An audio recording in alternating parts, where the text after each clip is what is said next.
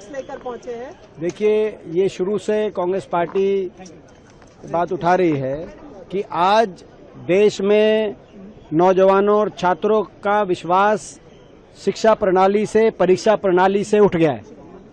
इस सरकार में जैसे कि छात्रों की गूंज कार्यक्रम में राहुल जी ने विस्तृत जानकारी दी, इस सरकार में पिछले 12 साल में रिकॉर्ड पेपर लीकों की घटना घटित हुई है। और पेपर लीक ही नहीं, जो रिक्रूटमेंट के एग्जाम रहते हैं अलग अलग सर्विस कमीशन द्वारा, उनके भी पेपर लीक हो रहे हैं। बड़े बड़े पेपर लीक माफिया पनप रहे हैं और जिनको जिम्मेदारी लेनी चाहिए, जो शिक्षा मंत्री हैं देश के, धर्मेंद्र प्रधान, वो इस पर अच्छा जवाब भी नहीं दे पा रहे। हर साल ये बात उठती है और अगले साल फिर पेपर लीक हो जाता है। कितनी बड़ी संख्या में छात्रों ने इन पेपर लीक की घटनाओं के बाद आत्महत्या करके अपना जीवन लीला समाप्त करने का कार्य किया, खिलाफ कार्रवाई नहीं, और आज तक किसी के और पूरा परिसर घिरा हुआ है। पूरा परिसर घिरा हुआ है, लोग अंदर नहीं आ पा रहे, जा नहीं पा रहे हैं और आज संसद भी नहीं चल पाई, सिर्फ इसी छात्रों चला नहीं रहे। देखिए, तो चर्चा मांग रहे।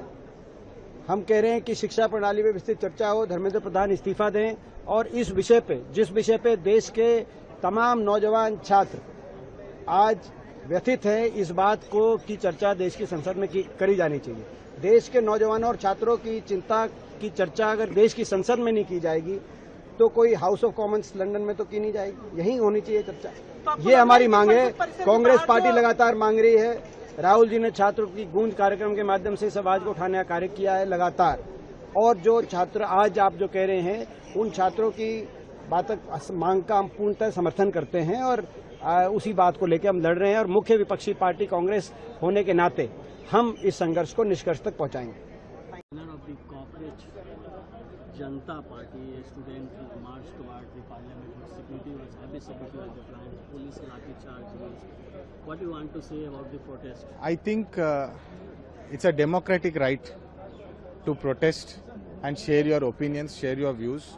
Even in the parliament today, we are trying to ask why the NEET scam happened, why the papers were leaked, why Dharmendra Pradhan ji is not responding on this.